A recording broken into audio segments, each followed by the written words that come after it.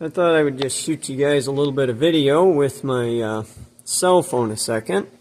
Can't show you a whole lot of this stuff because I don't want to show off stuff my customers don't want showing off. But at any rate, this is a bore that should have been made out of this tube. This is a big fabrication, as you can see here.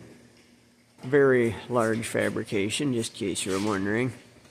This is probably the biggest spherical bearing I've ever seen. I forget what them are, 24-inch or something, double row spherical. But at any rate, this this tube should have been made out of material that was 1.5 inch thicker wall. They're worried about it getting crushed from the outside by the loads that are getting put on it. So they want me, this is a bearing bore here, another big double row spherical goes in here. They want me to come in here and cut this unmachined part of the bore concentric with the bearing.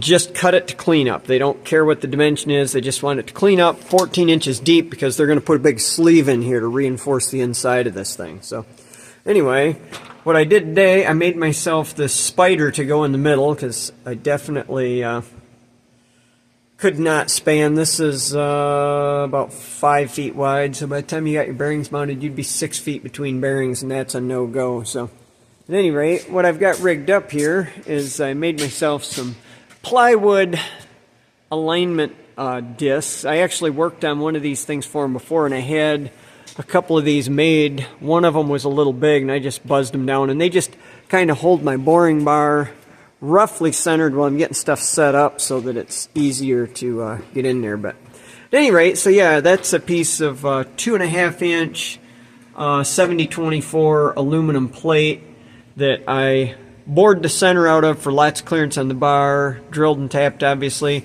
I'm using 3/8 bolts to hold that pillow block bearing on, even though it's drilled 5/8, because then I center it up before I put it in here, and then that gives me some float.